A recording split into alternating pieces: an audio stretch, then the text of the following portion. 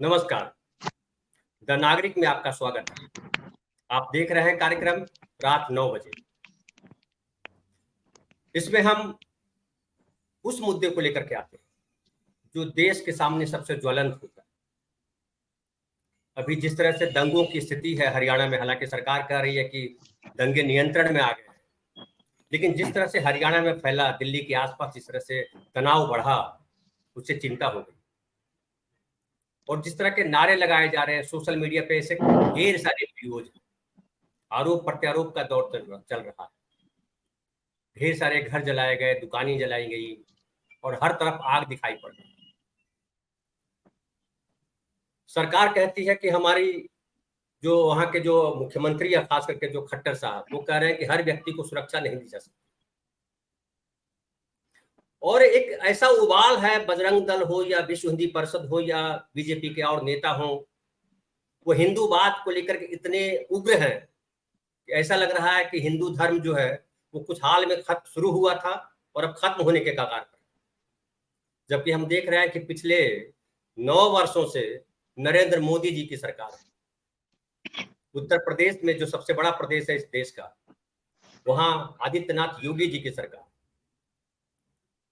और सरकार कोई कमजोर सरकार नहीं है, पूर्ण बहुमत, बल्कि कहिए पूर्ण बहुमत से बहुत ज्यादा बहुमत वाली सरकार है। इतनी ताकतवर सरकार है और वो हिंदुओं की झंडावरदार है, हिंदुओं के, कहिए कि हिंदुओं के पहरेदार हैं। उन्होंने ठेका लिया हुआ है कि हिंदू धर्म की रक्षा हम ही करेंगे।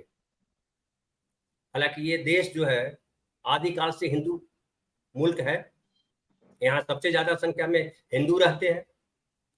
हालांकि इस देश पर डच, हून, मुगल, अंग्रेज कई लोग आए, उन्होंने शासन किया, सैकड़ों साल शासन किया, लेकिन हिंदू फिर भी बहुमत रहे, बहुमत में रहे, बहुसंख्यक रहे।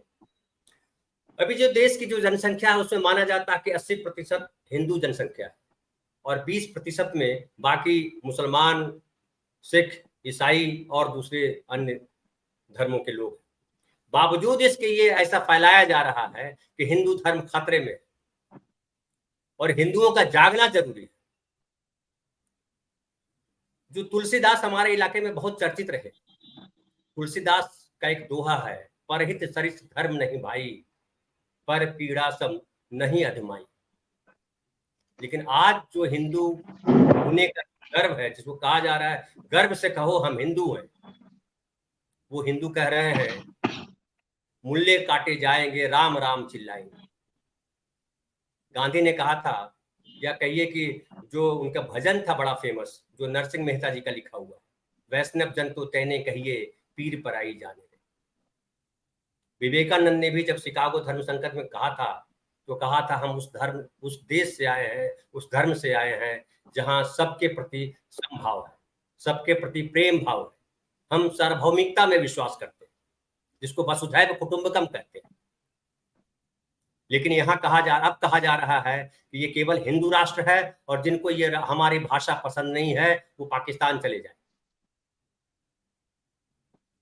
जबकि हमारे देश में संविधान है, हम राजतंत्र में नहीं जी रहे हैं। और संविधान ने कहा है कि इस देश में जो भी जन्मा है, जो इस देश का नागरिक है और इस देश पर उसका अधिकार है। कोई जबरन किसी को बाहर नहीं भेज सकता।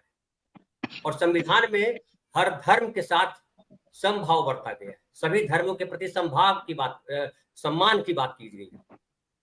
लेकिन जो सरकार में बैठे हुए लोग हैं वो किसी धर्म विशेष को उनके कपड़ों से पहचानने की बात करते हैं, उनके प्रति उनके मन से नफरत की भाषा बोलते हैं।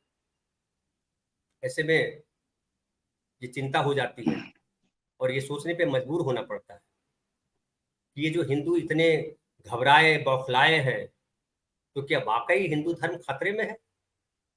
आज इसी पे हम चर्चा कर रहे हैं और हमारे साथ हैं कुछ वरिष्ठ पत्रकार, कुछ बुद्धिजीवी। हम उनसे मिलवाते हैं, फिर अपना कार्यक्रम शुरू करते हैं।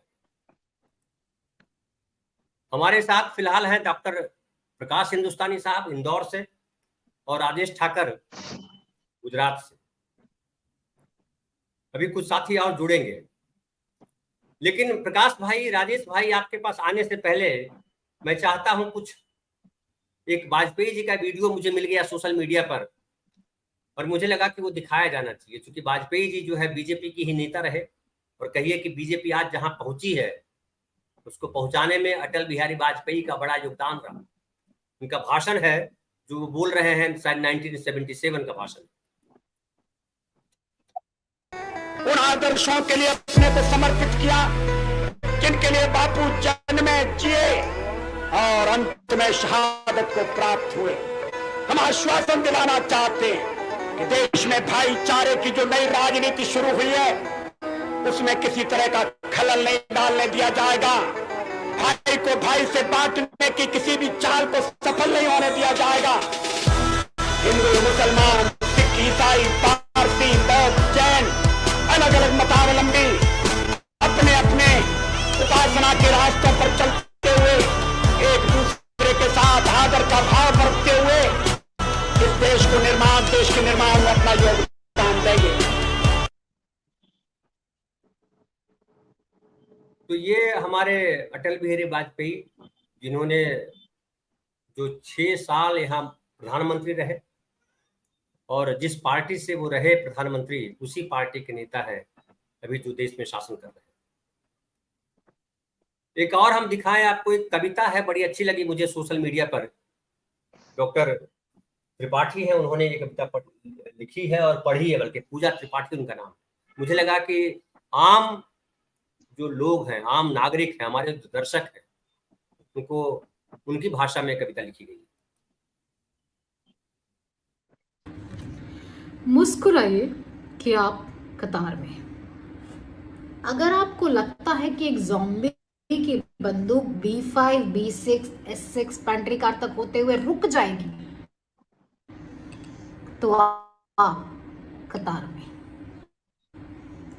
अगर आपको लगता है कि यह हिंसा की आग नूह, गुड़गांव और बुलंदशहर को ही जलाएगी, तो आप कतार में। अगर आपको अब भी लगता है कि नंगी औरतों की परेड में उन तक पहुंचे उनके जिस्म को नोचते खसोटते हाथ उनके जिस्म तक रुक जाएंगे, तो आप कतार में। अगर आप उस आदमखोर भीड़ का हिस्सा हैं जो बुलडोजर चलने पर ताली बजाते हैं और बुलडोजर जस्टिस के जय जयकारे लगाते हैं, तो आप कतार में। इनके साथ यही होना चाहिए। इन जिहादियों को तो मरना ही चाहिए। ये कीड़े मकोड़े की मौत के ही काबिल है। मीडिया कहती है पाकिस्तान से आए हैं। अगर अब भी आप ये लिख रहे हैं, तो आप कतार में। आप ये जो प्राइम टाइम के चीयर लीडर बने फिरते हैं, रोज थोड़ा थोड़ा जहर लेते हैं। अगर आपको लगता है कि लिंचिंग, बलात्कार और दंगे तो कहीं और ही होते हैं, तो आप गलत फहमी में हैं। आप कतार में। ये रक्त पिपासु भीड़, जिसके पास सही गलत को परखने की शक्ति खत्म हो चुकी है, जिसको हिंदुस्तानियत को बचाने का कोई जज्बा नहीं है, ये पहुंच जाएगी आपके घर, आपके परिवार, आपके बेडरूम और आपके बिस्तर तक, और ये नारा लगाएगी अगर हिंदुस्तान में रहना है तो डरिए, खूब डरिए। आप कतार में। तो ये जो है डॉक्टर पूजा त्रिपाठी, जिनके ट्विटर हैंडल से मैंने ये लिया था। हमारे साथ जुड़ चुके हैं डॉक्टर अनिल जयहिंद साहब, हरियाणा से। हमारे साथ रहते दिल्ली में है, लेकिन अभी गांव शायद गए हुए हैं। हमारे साथ जुड़ चुके हैं अनिल सिन्हा, जो पुणे में है, वरिष्ठ पत्रकार हैं। आप सबका स्वागत है।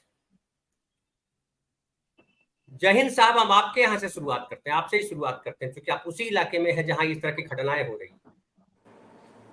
और जो घटना है वो ये है कि नूह में जहां ये घटना हुई है, हम अपने दर्शकों को बताते चले कि नूह जो है, ये नीति आयोग ने कहा कि देश का सबसे पिछड़ा जिला है। अब बताइए कि दिल्ली से 80-100 किलोमीटर के नजदीक है वो जिला, और इसका आज नाम नूह है, पहले इसका नाम मेवात हुआ करता था। और ये जो मुख्यमंत्री थे खट्टर साहब से पहले, हुड्डा साहब, उन्होंने ये जिला बनाया था। और ये गुड़गांव से सटा हुआ है, गुरुग्राम जिसको कहते हैं, उससे सटा हुआ जिला। यहाँ की 80% आबादी जो है वो मुसलमानों की है और 20% आबादी हिंदुओं की। अब इस इलाके से जो ब्रजमंडल शोभा यात्रा जो निकाली गई वो पिछले 3 साल से निकाली जा रही है, जिसके बाद, जिस जुलूस के बाद ये जो है दंगा भड़का और फैला और आगजनी, भयानक आगजनी। उसमें एक इमाम मारा गया कि मस्जिद का, 2 पुलिस कांस्टेबल मारे गए और कुछ और लोग मारे गए। सरकार के बयान के अनुसार 5 लोग मारे गए और सरकार कह रही है, वहां के मुख्यमंत्री कह रहे हैं कि मामला जो है नियंत्रण में है। ये देखिए वो स्लाइड में आपको दिख रहा है कि ये बुजुर्ग आदमी जो है अपनी दुकान को ढूंढ रहा है। ये उसकी दुकान थी जो जला दी गई, आग की भेंट चढ़ा दी। देखिए खट्टर साहब बोल रहे हैं, जो वहां के मुख्यमंत्री है, वो कह रहे हैं कि सबकी सुरक्षा पुलिस नहीं कर सकती। तो खट्टर साहब किसकी सुरक्षा पुलिस कर सकती है? ये खट्टर साहब से पूछा जाना चाहिए। ये वहां के जो डिप्टी चीफ मिनिस्टर हैं दुष्यंत चौटाला, वो खुद कह रहे हैं कि यात्रा निकालने वालों ने स्थानीय प्रशासन को यात्रा की पूरी जानकारी नहीं दी, इसीलिए हिंसा हुई। और दुष्यंत चौटाला ने यात्रा निकालने वाले को दोषी बतलाया।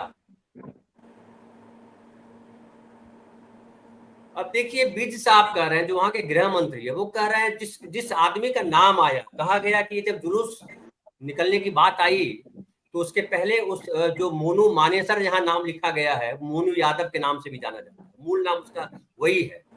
और राजस्थान में जो 2 मुस्लिम लड़कों की हत्या की गई थी उसमें वो नामजद है और वो भागा हुआ है। कहा गया कि उसके ट्विटर है, उसके व्हाट्सएप पे स्टेटस पे ये वीडियो डाला गया, उसने वीडियो डाला कि मैं उस शोभा यात्रा में आ रहा हूं और मेरी पूरी टीम रहेगी।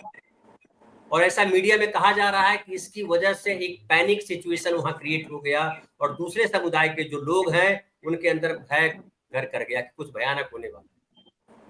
और इसके बाद जिस तरह से घटना घटी वो तो अब जांच का विषय है, और जांच किस तरह से होगी या होती है वो आप इससे अब समझ सकते हैं गृह मंत्री जी के बयान से। ये बीबीसी को बयान दिया है, उनका बयान है कि मोनू मानेसर का मैंने भी वीडियो सुना है, वो कहीं भी दंगे करने के लिए लोगों से नहीं कह रहा था, वो लोगों से यात्रा में शामिल होने के लिए कह रहा था। मोनू मानेसर के ऊपर राजस्थान में केस दर्ज है, हरियाणा में भी दर्ज है, हमें भी उसे पकड़ना है, मगर इसे दंगा भड़काने का आधार नहीं कहा जा सकता। अगर इसको एक समझने का प्रयास करें तो मुझे लगता है कि इसमें जो है वो गृह मंत्री साहब एक तरह से डिफेंड कर रहे हैं कि मोनू मानेसर को जो है आप अपराधी मत समझ। और एक याचिका दायर की गई आज, जिसमें सुप्रीम कोर्ट से अपील की गई कि वो जो बजरंग दल और विश्व हिंदू परिषद जो है वो निकालना चाहते हैं रैली और जुलूस, उस पर रोक लगाई जाए। लेकिन सुप्रीम कोर्ट ने रोक लगाने से मना कर दिया कि नहीं, ऐसा नहीं किया जा सकता। हमारे संविधान में ये है कि आप अपना धार्मिक जुलूस निकाल सकते हैं, आप धार्मिक आयोजन कर सकते हैं, शायद इस नाते सुप्रीम कोर्ट ने कहा। लेकिन जो एक सुप्रीम कोर्ट के बड़े चर्चित वकील हैं प्रशांत भूषण, उन्होंने ये जो है अपना एक इस फोटो के साथ, जिसमें आप देख रहे हैं कि सुप्रीम कोर्ट के चारों तरफ सैफरॉन झंडे हैं, वो जो हिंदुओं के जो झंडे कहलाते हैं, या जो हिंदू जो जुलूस है, जो जिस झंडे को लेकर के चलता है, वो झंडे चारों तरफ दिखाई पड़ रहे हैं। और जो है ये देखिए सुप्रीम कोर्ट के जो चीफ जस्टिस हैं वो कह रहे हैं कि सरकार सुनिश्चित करे कि न हिंसा हो न हेट स्पीच, नो हिंसा को लेकर के सुप्रीम कोर्ट का ये आदेश है। अब हरियाणा तक जो एक चैनल है वो कह रहा कि मेवात हिंसा मामले में बजरंग दल की ओर से जाट समाज को उनका साथ देने का आह्वान किया गया था, जिस पर जाट लीडरशिप ने उसका साथ देने से मना कर दिया। जाट समाज सेकुलर है, हमने सही बात को सपोर्ट किया है। मोनू मानेसर वीडियो पोस्ट कर माहौल खराब करता है, सरकार ने एक्शन क्यों नहीं लिया? युद्धवीर सिंह है, जाट महासभा के सेक्रेटरी हैं, उन्होंने ये सोनिया देहाती के साथ बातचीत में ये बात कही। सोशल मीडिया पे ढेर सारे वीडियो हैं जो धार्मिक भावनाओं को भड़काने वाले हैं और वो खुलेआम हो रहे हैं। हमने वो इसलिए नहीं दिखाया कि वो दिखाना मुझे सही नहीं लगा, नैतिक नहीं लगा, क्योंकि जिस तरह से है भावनाएं उसमें भड़काई गई है, मतलब पुलिस स्टेशन के बाहर खड़े होकर के लोग गंदे या कहिए घिनौने नारे लगा रहे हैं। कुछ लोग ऐसे हैं जो बनारस जैसी जगह पे धर्म संसद जैसी जगह चला रहे हैं और वहां भाषण दे रहे हैं और वहां कह रहे हैं कि किस तरह से मस्जिदों को तोड़ा जाना चाहिए, जबकि 1991 में एक लॉ बना जिसको कहते हैं places of worship act. Worship act में ये कहा गया कि 1991 में ये कानून बना और ये कहा गया कि 1947 से पहले की जो स्थिति है उसके साथ कोई छेड़छाड़ नहीं किया जाएगा। लेकिन जिस तरह से उत्तर प्रदेश के मुख्यमंत्री बयान दे रहे हैं, जिस तरह से और बीजेपी के नेता, विश्व हिंदू परिषद के नेता, बजरंग दल के नेता बयान दे रहे हैं, उससे ये लगता है कि कानून के प्रति उनके मन में सम्मान नहीं है। या आप समझिए कि ऐसा कहने वालों के मन में कितना सम्मान है कानून के। जब वो सरकार में आए तो उन्होंने सत्यनिष्ठा की शपथ ली कि संविधान के प्रति सत्यनिष्ठा का भाव रखेंगे। क्या संविधान का निर्वहन हो रहा है? क्या संविधान के अनुसार देश को चलाया जा रहा है? सवाल ये है, और ये सवाल इसलिए है और मौजूद हो जाता है जो जिस भय के साथ भावनाओं को उभारा जा रहा है, हिंदू खतरे में है, गर्व से कहो हम हिंदू हैं। और एक भाई साहब आप समझिए कि एक जो है पद्म विभूषण प्राप्त जो है संत हैं, वो कह रहे हैं कि हिंदुओं को सहिष्णु होने की वजह से बहुत सजा भुगतनी पड़ी, उनका बहुत दुरुपयोग हुआ। अब हिंदुओं को भी जागने का समय आ गया है। जागने से उनका मतलब है क्या? मतलब जय हिंद भाई साहब, आपके पास आता हूं और आपसे जानना चाहता हूं कि जागने का, हिंदुओं के जागने का मतलब क्या है? धनंजय जी, ये तो निर्भर करता है कि कौन कह रहा है कि हिंदुओं के जागने का मतलब क्या है। अब आप सब भी यहाँ पे जो पैनलिस्ट हैं वो ये कहते हैं कि हिंदुओं को जाग जाना चाहिए और इस तरह की जो फिरका परस्ती ताकतें हैं उनके प्रभाव में नहीं आना चाहिए। और जो असली मुद्दे हैं, बुनियादी मुद्दे हैं, इंसानी मुद्दे हैं, जो रोटी कपड़ा मकान के मुद्दे हैं, स्वास्थ्य और शिक्षा के मुद्दे हैं, आपका महंगाई, गरीबी, बेरोजगारी के मुद्दे हैं, इन पे ध्यान देना चाहिए। ये बेकार की जो बातें हैं, जो समाज में दरार पैदा करने की बातें हैं, देखिए हम तो बचपन से जो सीखते आए हैं वो हमें यही पढ़ाया गया है और हमने यही सीखा है कि एकता में बल होता है। हमारे देश में जितना विभिन्न समुदायों के बीच में एकता होगी, प्रेम होगा, सौहार्द होगा, उतना हमारा देश मजबूत होगा। तो देश मजबूत बनाना है तो सांप्रदायिक सौहार्द होना चाहिए। लेकिन एक जिसको कहते हैं कि इर्रेस्पॉन्सिबल बिहेवियर, बिल्कुल गैर जिम्मेदाराना, जो सबसे बड़ा फेलियर जो रहा वो प्रशासन का रहा, शासन का रहा, हरियाणा की सरकार का रहा। देखिए, जो जल चढ़ाने का वहां पे हर वर्ष कार्यक्रम होता है, एक त्योहार है, वो काफी समय से होता आ रहा है, पता नहीं 100 साल से होता आ रहा हो। लेकिन पिछले 2-3 सालों से बताया जा रहा है कि 3 साल से हो रहा है। 3 साल से बाहर के लोग आने शुरू हो गए। पहले लोकल लोग ही चढ़ाते थे जल, ठीक है। अब वीडियो एक हफ्ते पहले से चल रही है, जिस व्यक्ति के जिसका नाम लिया आपने, मोनू, उसके ऊपर आरोप है कि 2 नौजवानों की उसने हत्या की मेवात के। और वो जब वीडियो उसका जाएगा मेवात में, अच्छा उसको अभी तक वो गिरफ्तार नहीं हुआ, एब्सकॉन्डिंग है। जब उसका ही जाएगा, छाती ठोक करके वीडियो जाएगा कि मैं आ रहा हूं, तो वहां एक रिएक्शन होना, एक उसकी संभावना तो रहती है। जो इलाके के 2 नौजवानों की हत्या हुई है और वो मान के चल रहे हैं कि इस व्यक्ति ने हत्या की है, तो उनमें रिएक्शन होगा। एक और वीडियो मैं देख रहा था, उसमें कह रहा था मैं 150 गाड़ियों के साथ आ रहा हूं। ये कोई धार्मिक प्रोग्राम थोड़ी है। जो धार्मिक प्रोग्राम, जो जल, जिनकी आस्था है, जो जल चढ़ाने चाहिए, उनको अलाउ करना चाहिए। जो इस तरह के लोग हैं कि मैं 150 गाड़ियों के साथ आ रहा हूं, उनको शासन प्रशासन को रोकना चाहिए।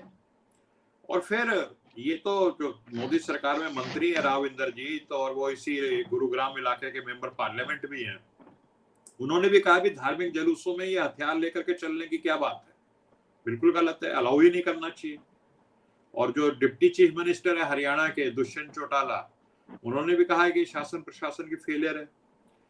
लेकिन उसके साथ साथ जो दूसरी तरफ है, जो मेवाती हैं, जो नौजवान हैं, जो उनके सामाजिक नेता हैं, उन्होंने वे अपनी जिम्मेवारी नहीं निभाई।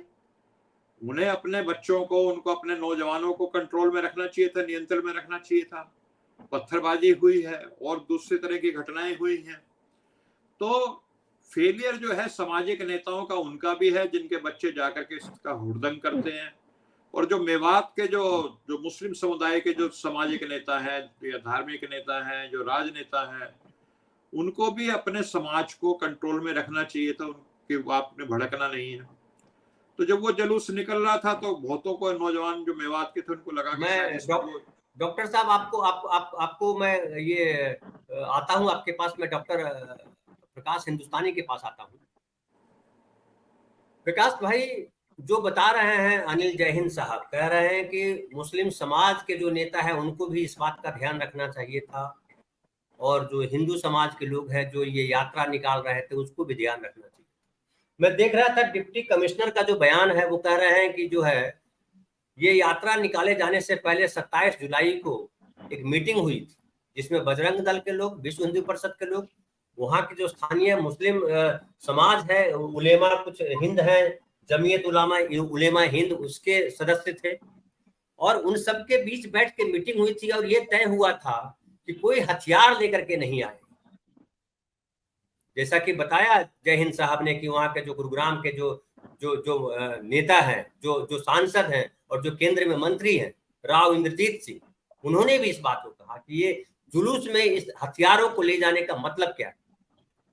लेकिन जो सरकार अभी दिखाई पड़ती है कि अब तक उन लोगों को उसने कहीं से नहीं अरेस्ट किया है या उनको पकड़ा है, जिन लोगों ने ये वादा किया था पुलिस के साथ कि हथियार लेकर के हमारे लोग नहीं आएंगे। उनसे पूछा तो जाना चाहिए कि आप जुलूस जब लेके जा रहे हैं तो इस तरह की परिस्थिति क्यों बनी। क्या ऐसा नहीं लगता कि सरकार उन लोगों के साथ जाके खड़ी हो गई है?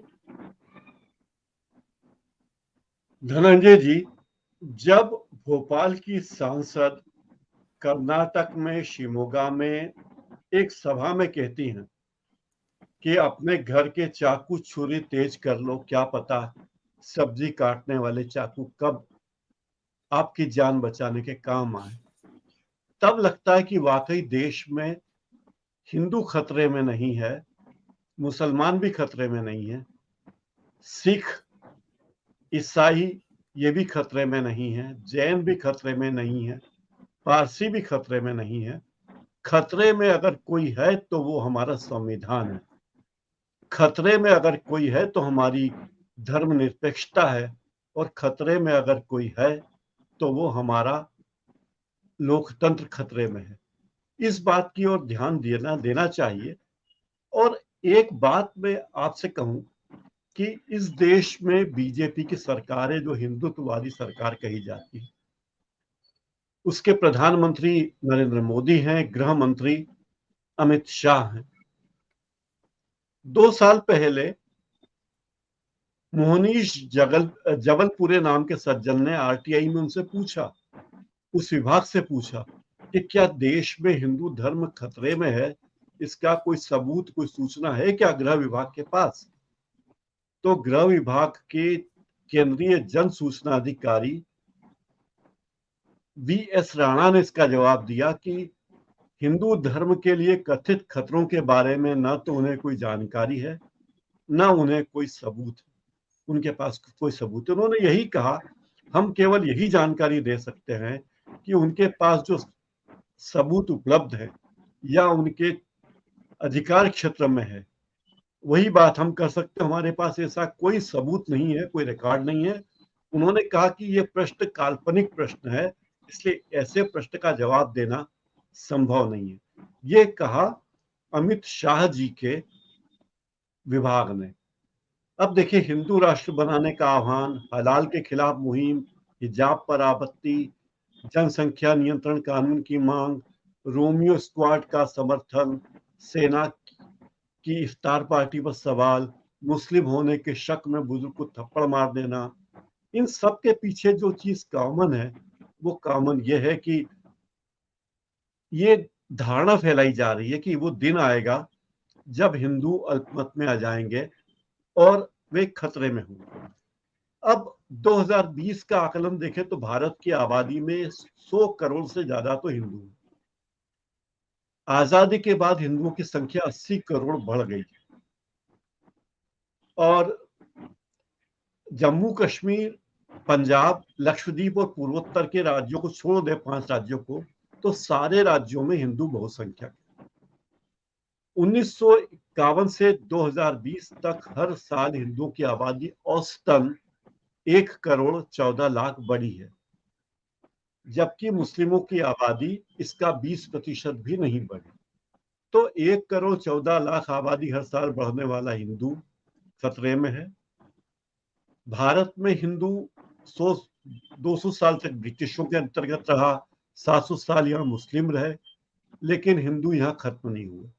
तो ये सारी बातें जो कही जा रही हैं उसके पीछे एक सोची समझी साजिश है। आप याद कीजिए, आरएसएस के एक नेता है घोष बोले, नंबर 2 बताए जाते हैं वो संघ में।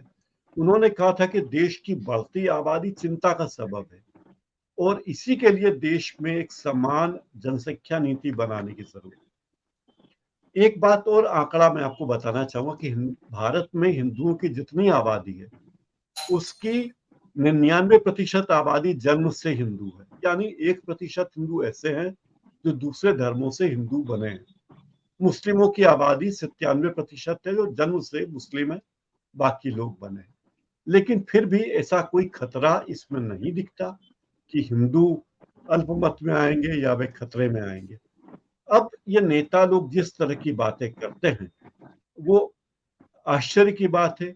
वो दिन कभी भी नहीं आएगा कि भारत में हिंदू अल्पमत में आ जाएंगे और ये डर बता के कि मुस्लिमों की आबादी बढ़ जाएगी, लेकिन जो प्रजनन दर बढ़ रही है मुसलमानों की और हिंदुओं की, उनमें कोई बहुत अंतर अभी बचा नहीं है। दोनों की ही दर घट रही है, हिंदुओं की प्रजनन दर घट रही है, मुस्लिमों की भी घट रही है।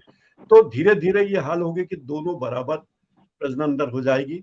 और मेरे एक दोस्त डॉक्टर है, परिवार नियोजन के ऑपरेशन करते हैं, सरकारी डॉक्टर है, वो कहते हैं हमारे पास कितनी ही मुस्लिम बहनें आती है और वे कहती हैं कि हमें और बच्चे पैदा नहीं करना है क्योंकि हमें अपने परिवार का हित देखना है, हम संतुष्ट है। और उन्होंने कहा कि उनके पास ऐसी बहनें भी आई, मुस्लिम बहनें आई, जिनके एक ही संतान है और वो संतान भी लड़की है। तो ये सारे भ्रम दूर हो जाने चाहिए कि मुस्लिम अलग है, हिंदू अलग है। मुस्लिमों की आबादी बढ़ रही है तो हमें खतरा है, हिंदुओं की आबादी बढ़ रही है। जो खतरे में है वो न हिंदू है न मुसलमान है, खतरे में संविधान, खतरे में है लोकतंत्र, खतरे में है हमारी धर्मनिरपेक्षता। इस पर बात होनी चाहिए, इस पर चिंता होनी चाहिए। धनंजय जी।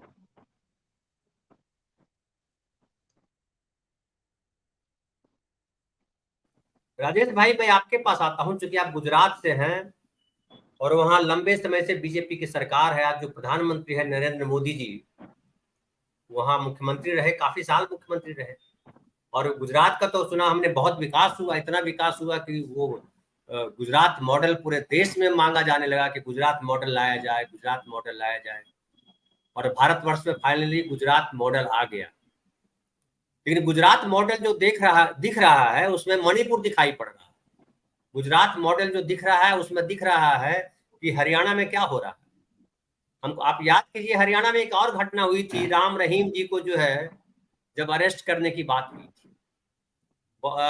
अनिल जहीन साहब, आप ध्यान दीजिए कि आपके जो है गुजरात में एक और बार जो है वहां भी डबल इंजन की सरकार थी और राम रहीम जी को अरेस्ट करने गए थे जब लोग, तो किस तरह के हिंसा हुई थी और कौन खतरे में था, कौन हिंसा कर रहा था, क्या मुसलमान हिंसा कर रहे थे।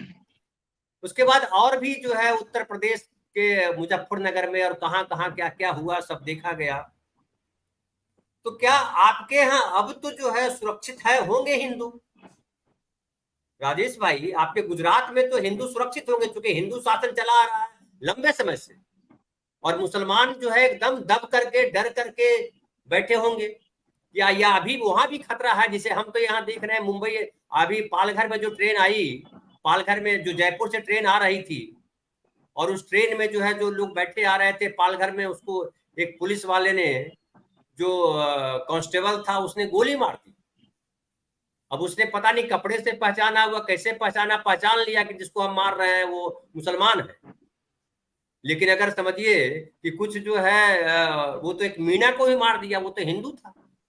तो कौन कहां मार देगा, बड़ा खतरा है। आज मैं एक देख रहा था सोशल मीडिया पे वीडियो, एक दुकान खुली है कहीं दिल्ली के आसपास की बताई जाती है, एक दुकान खुली हुई है और उस दुकान में जो है किताब की दुकान है, 3 लोग खड़े हैं दुकान के अंदर और एक आदमी दूसरे आदमी को चाकू से गोद रहा है।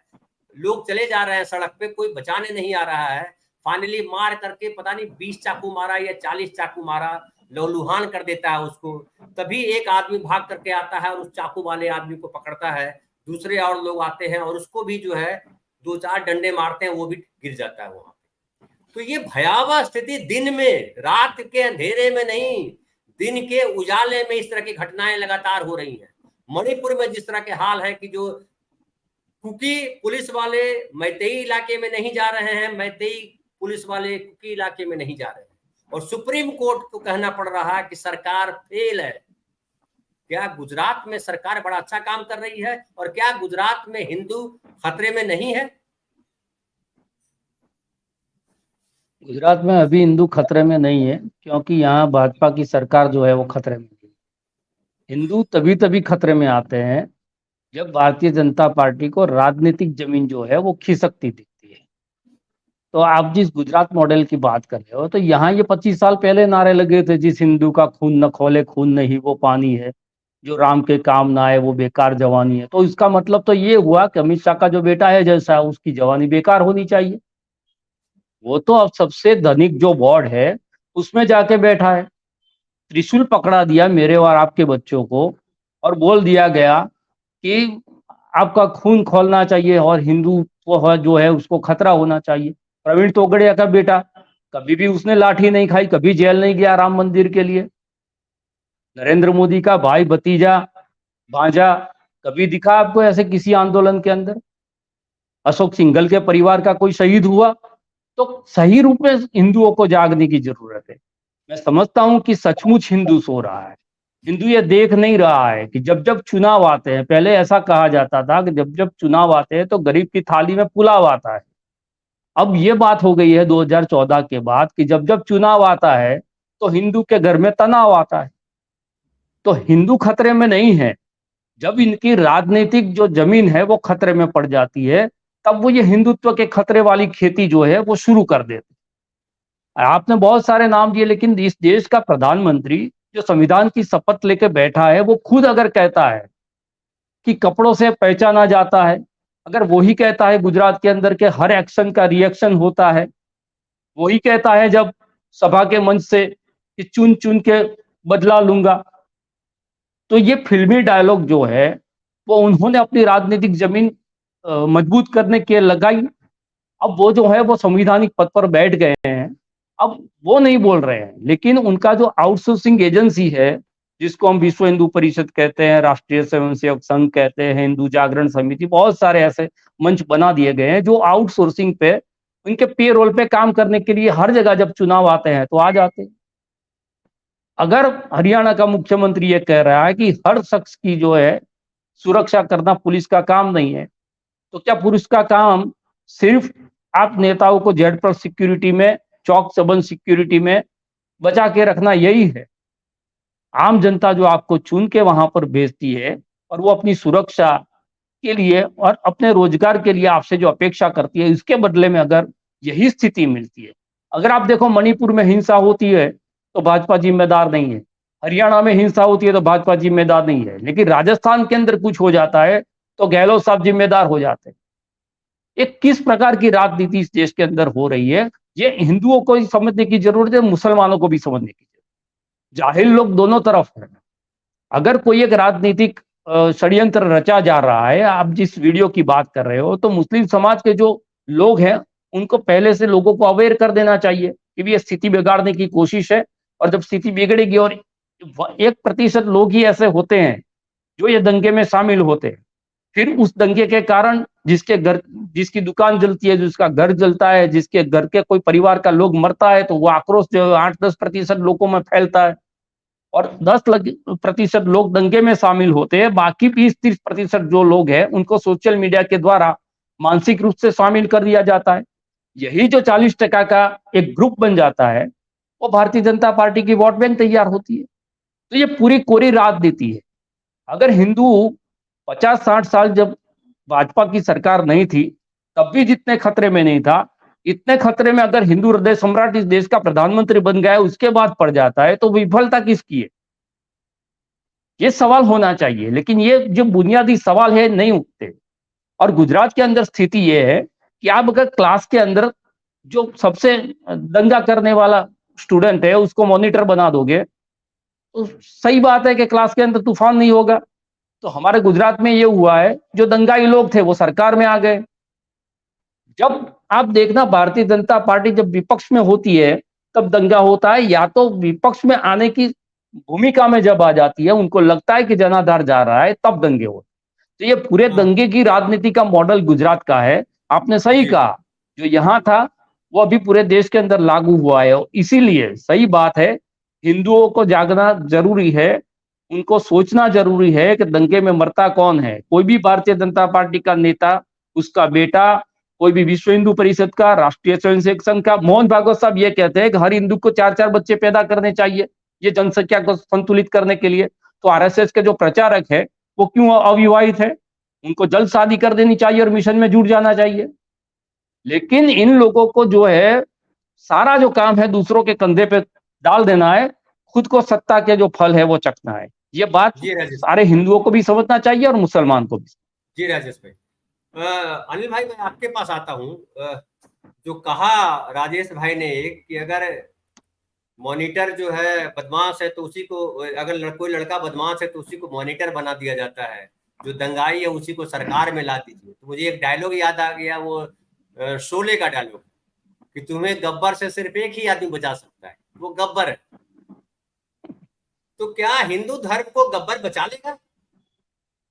ये खतरे में है इतना? नहीं, देखिए क्या है, बड़ी पॉलिटिक्स को उसको हम लोग ये करना चाहते हैं, मतलब कि सिंप्लीफाई जिसको कहता है, सरलीकृत, सिंप्लीफिकेशन नहीं करना चाहिए उसको। आप समझिए पूरे तरीके से।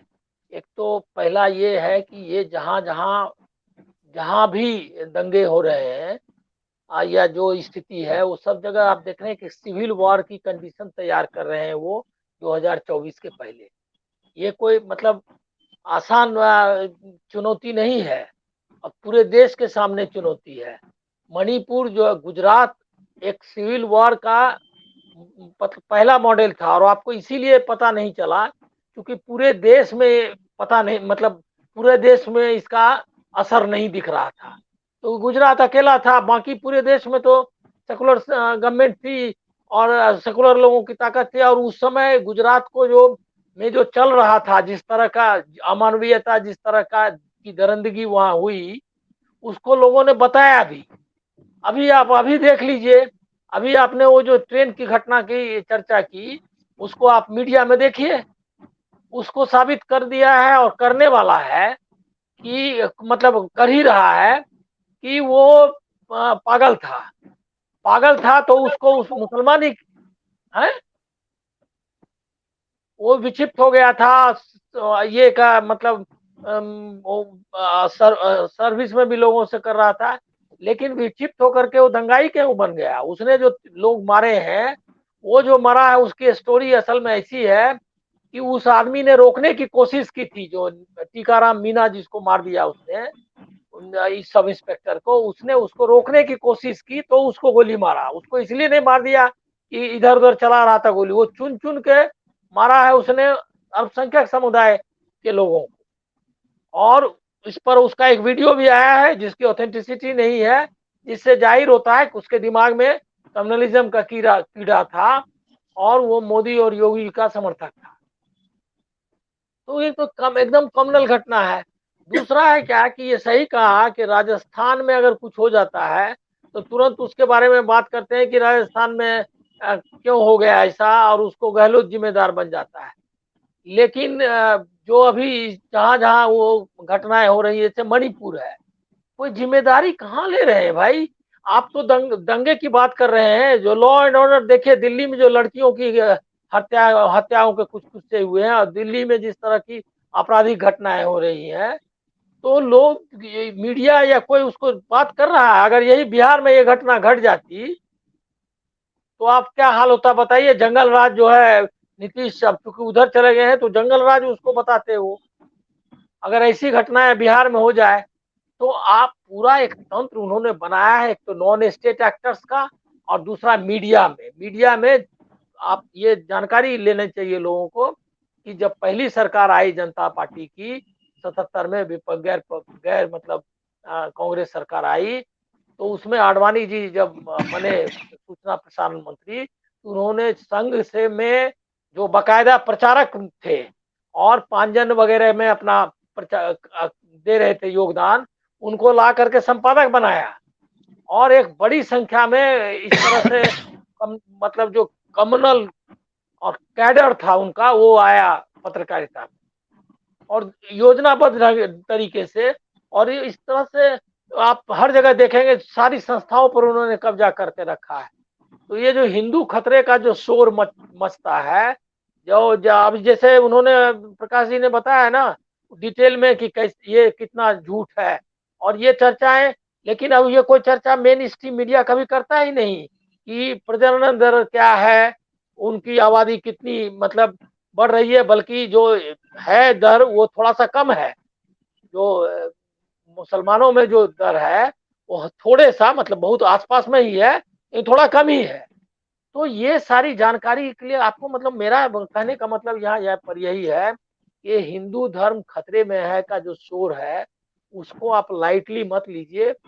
ये 2024 के लिए तो है ही, 2025 में आरएसएस का की मतलब शताब्दी मनाई जा रही है उसके मतलब उत्पत्ति की। और वो उस वर्ष के लिए पहले वो चाहते हैं कि जिस तरह से करते हैं ना कि पुल बना भी नहीं और उसका उद्घाटन हो गया, राम मंदिर का 2 बार शिलान्यास हो गया, 3 बार, उसी तरह से वो हिंदू राष्ट्र का शिलान्यास कर देना चाहते हैं 2025 में। मतलब सब चूंकि ये है क्या कहते हैं प्रोपेगेंडा पर ही है, तो वो करेंगे। अब जैसे बता रहे हैं ना कि 700 साल से हम लोग गुलाम थे, आजादी तो 2014 के बाद आई, तो शोर मचाना चालू कर दिया है। तो ये प्रोपेगेंडा जो है ये एक तो निराधार नहीं है, दूसरा इसका सीधा रिश्ता चुनाव से है, और तीसरा है कि लोकतंत्र को खत्म किए जाने के प्रोसेस में ये चल रहा है। अभी हरियाणा में, अब खाली लास्ट में मैं आपको 2 बातें कहना चाहता हूँ कि हरियाणा में खुद गृह मंत्री बता रहा है कि जो मोनू मानेसर है वो तो उसके कहने से तो हुआ ही नहीं, तो अरे वो ऐलान कर रहा है उसको पकड़ने के लिए, पुलिस पकड़ने के लिए क्या इंतजाम की थी, कह रहा है कि मैं आ रहा हूँ। तो जब वो भागा हुआ है तो उसको पकड़ने का इंतजाम होना चाहिए था ना। तो एक तो वो है, और दूसरा खट्टर बताइए जिस तरह से मणिपुर में प्रधानमंत्री ने बोल दिया कि बाकी जगह भी देखो, मणिपुर में ही खाली हो रहा है, ऐसा नहीं है, मतलब कि हम मणिपुर में कुछ करने नहीं जा रहे हैं, वहां सिविल वार होने देना है। और इसी तरह से यहाँ ये कह रहा है कि सबकी सुरक्षा हम नहीं कर सकते। इसका मतलब है कि भाई फ्री फॉर ऑल, तुम लोग अपना अपना हथियार उठाओ, अपनी रक्षा खुद करो। ये इसका मतलब जो उसका अगला माने तो यही है ना कि सबको सुरक्षा नहीं दे सकते। मैं समय की सीमा की वजह से रोक रहा हूँ। मैं बार बार चाहता हूँ कि 30 मिनट में खत्म कर दूं, लेकिन फिर 45 मिनट लास्ट आपसे खाली अनिल भाई मैं आपसे बात कर दूं लास्ट में, क्योंकि आप उसी इलाके में हैं। और जो मैं देख रहा था कि नूह में जो है साइबर क्राइम का भी अड्डा माना जाता है, ऐसा कहा जा रहा है कि वहां साइबर क्राइम बहुत होता है। पुलिस ने छापे मारे थे अप्रैल में, और उसमें जो है कुछ 126 लोगों को हिरासत में लिया गया था, और एक पुलिस की बड़ी टीम गई थी, कुछ 125 के आसपास पुलिस गई थी वहां, और 65 लोगों को गिरफ्तार किया। तो ये अपराध जो है जब हिंदू बस्तियों में अपराधी होते हैं या हिंदू अपराधी होते हैं तो उसको वो अलग तरीके से देखते हैं, अपराध के तौर पे देखते हैं, वो हिंदू धर्म से नहीं जोड़ते उसको। लेकिन जब मुस्लिम बस्तियों में अपराधी होते हैं तो उसको मुस्लिम समाज से जोड़ दिया जाए कि मुस्लिम समाज के लोग मूलतः अपराधी हैं। जबकि एक सच्चाई ये भी है कि मुस्लिम समाज में ज्यादातर, जिसको आजकल पसमानदा मुसलमान कहा जाता है, वो ज्यादातर वो लोग हैं जो इसी देश के पूर्वज, उनके इसी देश के हिंदू थे। जैसे बाबा साहब अम्बेडकर बौद्ध बन गए, वैसे ढेर सारे लोग जो है मुस्लिम या क्रिश्चियन बने, वो इसी देश के हैं, वो चाहे दलित हो या छूत हो या और कोई समाज के लोग जो पीड़ित लोग थे। और बाबा साहब जिस तरह से बने बौद्ध अपने समर्थकों के साथ, वो तो सीधा सीधा ऐलान है कि देश की आजादी के बाद भी जो हिंदू प्रभुत्व है वो इतना तगड़ा है, या हिंदू धर्म का जो हिंदू धर्म में जो सारी चीजें हैं धर्म के हिसाब से, वो बड़ा गहरा जातिवाद उसमें भरा हुआ है और जातियों के आधार पर श्रेष्ठतावाद है, और श्रेष्ठतावाद में शोषण भयावह है कि आज भी जो है किसी आदिवासी के ऊपर पेशाब कर देता है कोई पंडित। और ये लोकतंत्र ही है कि मुख्यमंत्री उठा करके उसको बुलाता है और बोलता है कि आपके पैर धो रहा हूं, आपकी माफी मांगता हूं। अगर ये हिंदू राष्ट्र होता तब तो मुझे लगता है कि अगर पेशाब कर दिया था तो कहता राजा कि चलो ब्राह्मण ने पेशाब कर दिया है, तुम पवित्र हो गए। क्या लगता है आपको अनिल भाई साहब, हिंदू राष्ट्र हो जाना चाहिए इस देश को? धनंजय जी, अब हिंदू राष्ट्र किस तरह का हिंदू राष्ट्र? असली तो हिंदू राष्ट्र वही है जो हमारा संविधान है, जो हिंदू परंपराएं हैं, जो सिद्धांत हैं, जो मूल्य हैं। बाकी अगर कोई ये चाहे कि भाई मनुस्मृति वाला हिंदू राष्ट्र बने तो वो तो बन ही नहीं सकता 21वीं सदी में, और उसकी कोई कोशिश करेगा तो उसको मुंह की खानी पड़ेगी। लेकिन ये है कि हिंदू राष्ट्र की बात नहीं, असल में तो ये है कि राज करना है, सत्ता में आना है। हिंदू राष्ट्र तो एक जिसको कहते हैं एक जुमला है जिसके दम पे सत्ता में आना है, और फिर सत्ता में आकर के जो चंद अपने मुट्ठी भर दोस्त हैं, जो पूंजीपति हैं, उनको लाभ पहुंचाना है, और फिर उनकी टेक्नोलॉजी, उनके चैनल आपको सत्ता में लाने का काम करते रहेंगे।